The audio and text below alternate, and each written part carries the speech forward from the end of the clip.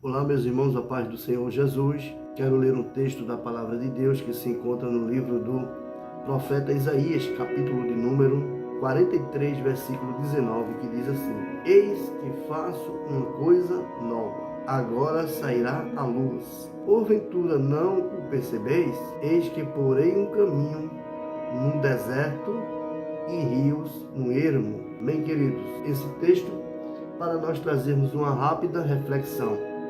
Quero, a priori, agradecer a todos os inscritos, novos inscritos que estão surgindo, já falar para você compartilhar esse canal, está procurando divulgar, sempre trazendo aqui um testemunho pessoal, uma ação de Deus na vida de alguém, um texto bíblico, alguma coisa que traga-nos alguma edificação para a glória do nome de Jesus. Este texto que nós lemos, ele é bem conhecido. Se trata de um texto falado, proferido pelo profeta Isaías. Eu queria me prender um pouco nesta primeira frase, que diz assim: eis que faço uma coisa nova. Pense comigo.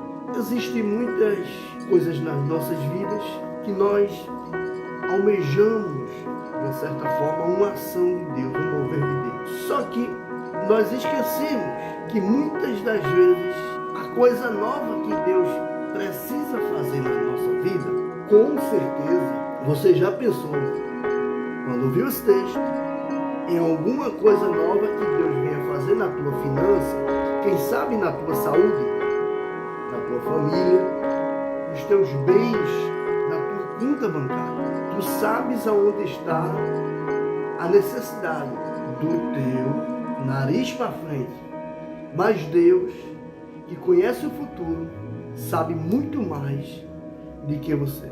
E quando eu li esse texto, eu lembrei de algo interessante. Lembra o rei Davi?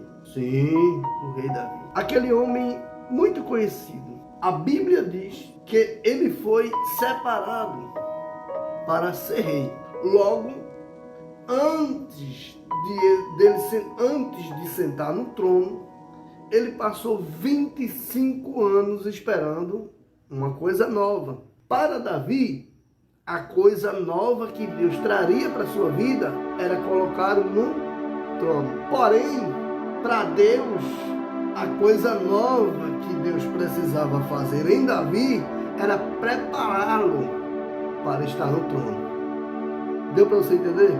E ele passou 25 longos anos sendo preparado, trabalhado.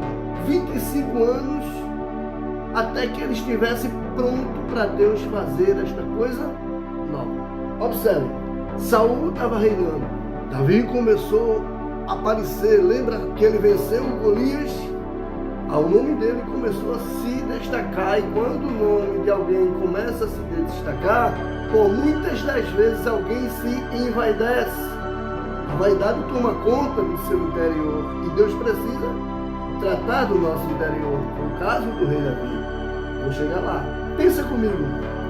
Matou o leão lá na frente. Matou Golias lá na frente. Ele mata o leão. Você sabe da história? Diz a história que ele rasgou o leão no meio. E o seu nome foi ficando extremamente conhecido. Só que o seu ego não suportou aquilo que Deus estava fazendo na sua vida. E Deus precisava fazer uma coisa nova na vida dele. Diz a Bíblia, capítulo de número 14 de 1 Crônicas: e subindo a Baal Perazim, Davi ali os feriu. E disse Davi: por minha mão Deus derrotou os meus inimigos. O que é que ele disse? O texto diz: por minha mão. É no singular. Deus derrotou o inimigo.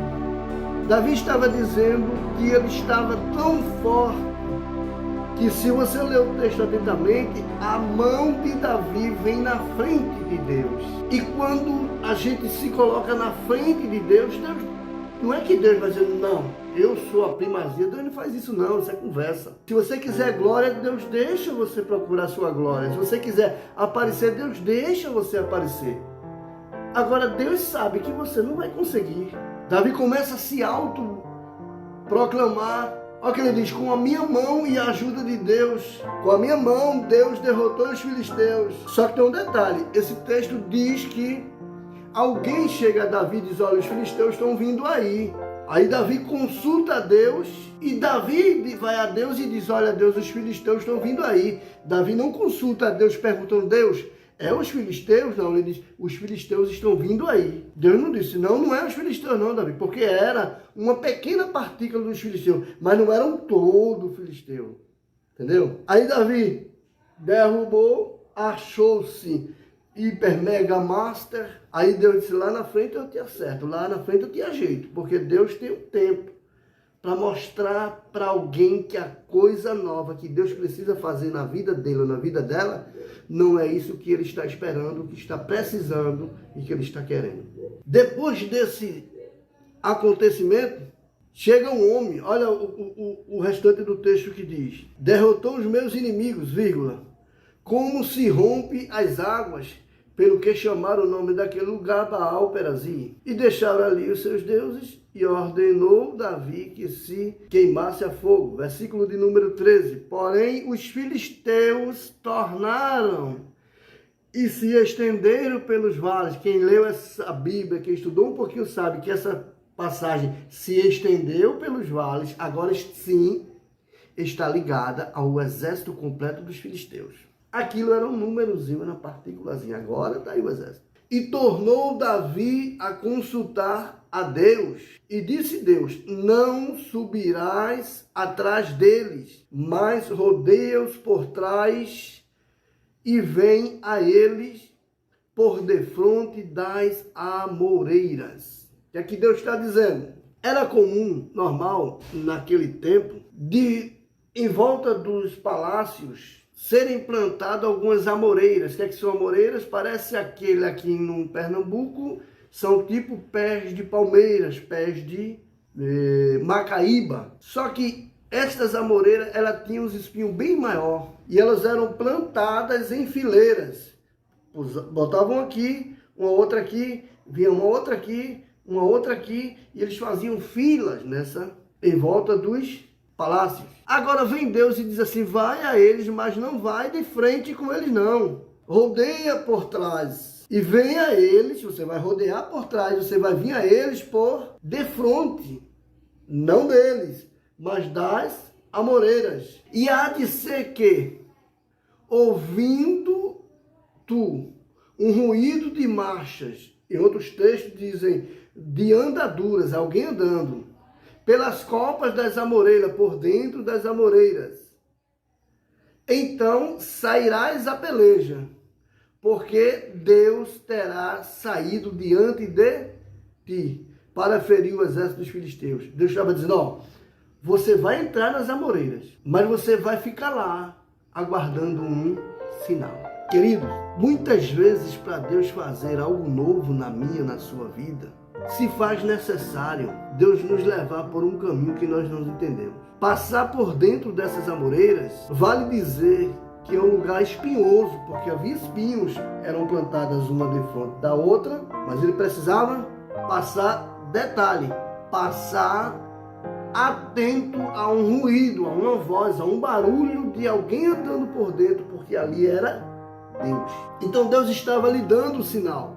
E diz a Bíblia que Davi vai por dentro das amoreiras e aguarda um sinal, ele aguarda ouvir um barulho.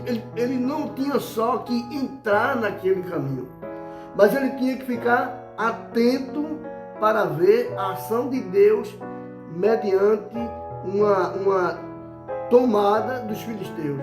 E fez Davi como Deus lhe ordenara.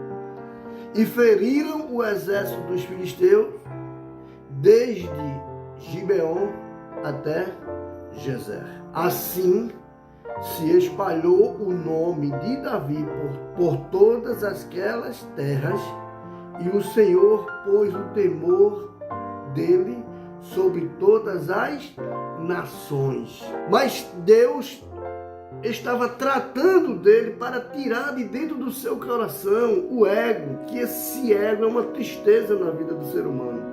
Os dias passam, agora lá em Samuel, capítulo 16, capítulo 15, você vai ver Davi correndo de seu filho, porque o seu filho queria o matar. Absalão queria reinar no seu lugar e precisava matar, mas Deus tinha dito a Davi que quem ia ficar no lugar de Davi era Salomão. Aí em Samuel, 2 Samuel capítulo 15, por ali, você vai ver Davi fugindo do seu filho como um louco. Por quê? Porque ele não queria parar para contender com seu filho, que ele sabia que o seu exército já era grande e ia matar o seu filho, e ele corre. Aí Davi sabia que ele precisava ir para um lugar chamado Maanaim. O que Davi faz? Ele tem uma ideia. Bom, para mim ir para Maanaim, eu tenho 2 lugares para passar. Seria como, por exemplo, quem está, como eu estou aqui em Pernambuco, vou falar como pernambucano. Quem está aqui no centro da cidade do Recife e precisa ir para área sul, para a praia, ele vai poder pegar a Avenida Mascarenhas de Moraes ou a Avenida Boa Viagem. Davi sabia que entre esses 2 lugares, se ele vai para Maanaim, passando por Baurim, o seu filho não ia entrar em Baurim, porque Baurim era terra de Saul. E assim Davi não ia morrer e não ia precisar matar o seu filho. Deu para você entender? Geograficamente, foi essa a ideia que ele tem. E ele vai para Maanaim por Baurim. Quando ele chega em Baurim, se levanta um homem chamado Simei, capítulo 16. Estou falando que está na Bíblia.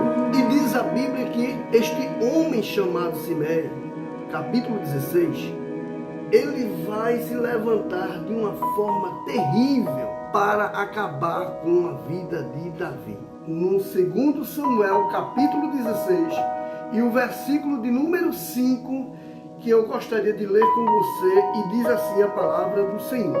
Chegando o rei Davi a Baurim, eis que dali saiu um homem da linhagem da casa de Saul, cujo nome era Simei, filho de Gera, e saindo ia amaldiçoando, e atirava pedras contra Davi e contra todos os servos do rei Davi, ainda que todo o povo e todos os seus valentes, repito, valentes, iam à sua direita e à sua esquerda. Versículo número 7, e amaldiçoando-o Simei, assim dizia: sai, sai, homem de sangue, homem de Belial. O Senhor deu agora a paga de todo o sangue da casa de Saul, em cujo lugar tens reinado. Já deu o Senhor o reino na mão de Absalão, teu filho. E este, agora na tua desgraça, ou seja, és um desgraçado, estás desprovido da graça de Deus, porque és um homem de sangue. Versículo de número 9 diz assim: então disse Abisai, filho de Zeruia, ao rei: por que amaldiçoaria este cão morto ao rei meu senhor? Deixai-me passar e lhe tirarei a cabeça. Verso 10. Disse, porém, o rei Davi, veja o que foi que o rei disse. Disse, porém, o rei: que tenho eu convosco, filho de Zeruia? Ora, deixai-o amaldiçoar, pois o Senhor disse: amaldiçoa a Davi. Quem, pois, diria, porque assim fizeste? Verso de número 11, disse mais Davi a Abisai e a todos os seus servos: eis que é meu filho que saiu das minhas entranhas, procura a minha morte, quanto mais ainda este benjamita.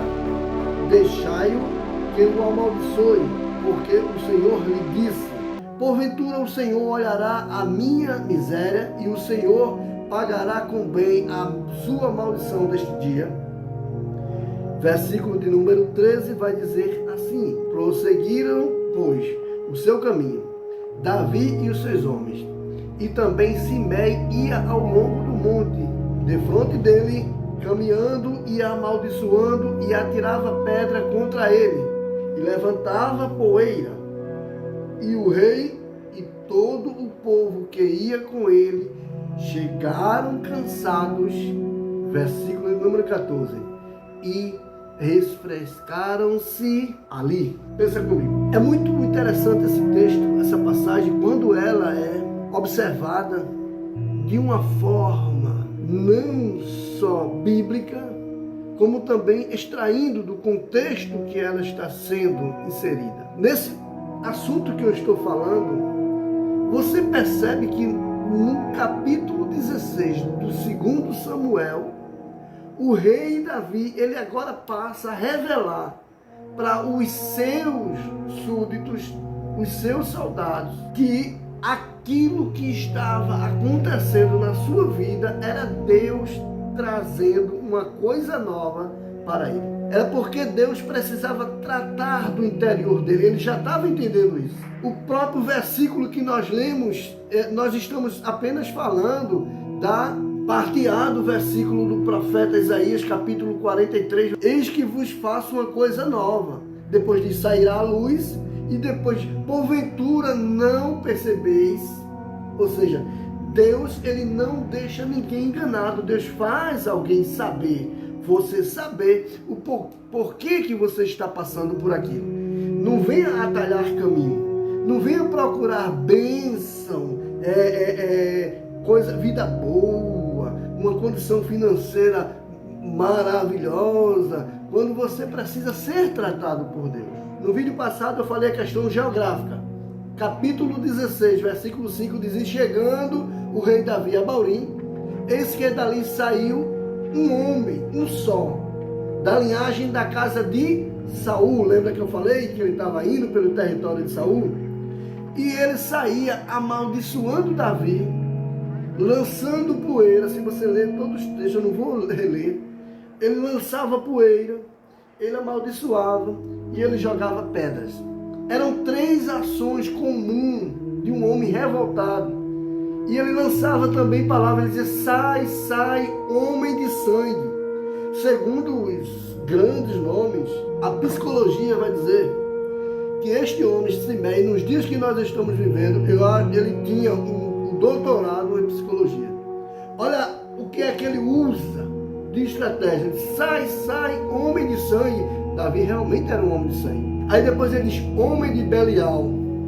Então ele traz uma verdade acompanhada de uma mentira, porque possivelmente, para muitos, aquela mentira se tornava uma verdade. E ele começa trazendo, amaldiçoando Davi, falando coisa: o Senhor te deu agora o pago de todo o teu feito, e o teu reinado acabou. Agora quem vai ficar no teu lugar é Absalão, teu filho. Só que Davi entendia que aquilo que estava acontecendo, Deus estava tratando com ele. Porque quando o sobrinho de Davi, irmão de Zeruia, filho de Zeruia, que era irmão de Davi, irmã de Davi, vai a Davi não num contexto correto, mas como um sobrinho, um parente, vai nele só: deixa eu passar aí que eu vou arrancar a cabeça desse cara e te trago. Aí Davi diz: quem tem eu contigo? Estás pensando que porque tu és o meu sobrinho, tu vai me comprar, é? Comigo não tem parentela. Aqui é reino espiritual e quem manda aqui é Deus. Diferente de muitas coisas que a gente vê por aí, viu? Abramos os nossos olhos. Diz a Bíblia que ele sai e o texto continua dizendo: disse mais Davi a Abissai e a todos os seus servos: eis que meu filho, que descendeu de mim, procura a minha morte. Quanto mais ainda estes filhos de Benjamim. Deixai-o que amaldiçoe, porque o Senhor lhe disse. Ou seja, o Senhor lhe permitiu. Está permitindo. Deus está tratando comigo. É algo comigo e Deus. Não se envolva. Ele tinha essa condição. Depois que ele passa por aquele processo, que no vídeo que nós passamos, que ele disse: com a minha mão e a ajuda de Deus, depois veio um número maior de filisteu e ele teve que passar pelas amoreiras. Aí ele aprendeu que Deus estava tratando com ele. Versículo de número 12: porventura o Senhor olhará para a minha miséria, e o Senhor me pagará com bem a sua maldição desse dia. Ou seja, a maldade que pudera me acontecer nesse dia. Vocês acham que Deus vai botar a mão sobre a minha cabeça, mesmo que eu esteja errado, mesmo que eu esteja agindo de uma forma contrária àquilo que Deus quer, Deus vai botar a mãozinha na minha cabeça e vai dizer, não, você é meu filho. É isso? Não, meu irmão. Contrário do que muitas pessoas ensinam, a Bíblia que está dizendo que Deus ele não tem culpado por inocente, assim também Deus não põe mãozinha na cabeça de ninguém que está em falta. Versículo de número 13. Prosseguiram, pois, o seu caminho, Davi e os seus homens, e também Simei continuava, ia ao longo do monte defronte dele, caminhando e amaldiçoando, e atirava pedra contra ele, e levantava poeira. Essa expressão, levantava poeira, quem estudou um pouquinho sabe. Esse homem ele era tão sábio que ele ia nas cidades vizinhas procurar saber se alguém lá conhecia Davi. Para quê? Procurar ver algum erro de Davi lá para trazer e ficar gritando. Tem gente assim hoje ainda, sabe? Ficar apresentando as tuas fraquezas, os teus erros. Aí a Bíblia diz que ele permaneceu todo aquele caminho. Aí versículo 14 para nós fecharmos. E o rei e todo o povo que ia com ele chegaram cansados e refrescaram-se. Eu falei da história de Davi. Depois desse acontecimento, quem estudou um pouquinho sabe, precisa estudar muito para saber isso que eu estou dizendo, tá? Depois desse acontecimento, Davi pega o seu exército, põe lá nas campinas e começa a distribuir os galardões como era de costume, né? Você sabe disso. E depois Davi resolve, estava cansado da guerra, porque o texto diz, e chegaram cansados, não foi fácil, mas chegaram cansados e refrescaram-se ali. A Bíblia diz que Davi depois dali foi tirar um sono. Quando Davi dorme, depois que sai do seu interior, o ego, o desejo de ser, a vontade de aparecer, quando isso sai como que um demônio que estava agindo na vida dele, a Bíblia diz que depois disso, Davi deitado, Davi resolve escrever um salmo. Que salmo que sai? Salmo de número 3.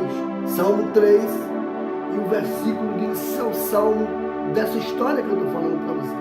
Deus precisava extrair aquilo do coração de Davi. Olha que salmo lindo. Senhor, como se tem multiplicado os meus adversários.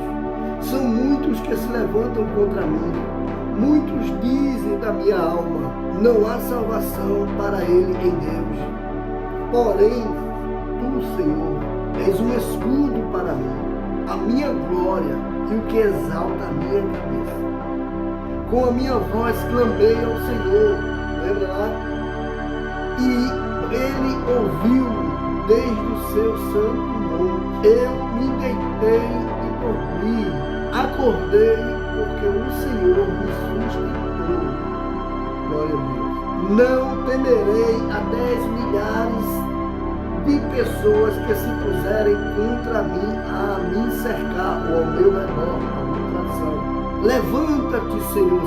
Verso 7. Salva-me, meu Deus. Feriste a todos os meus inimigos nos queixos, quebraste os dentes aos ímpios. Olha como ele fez esse Salmo 3, versículo 8.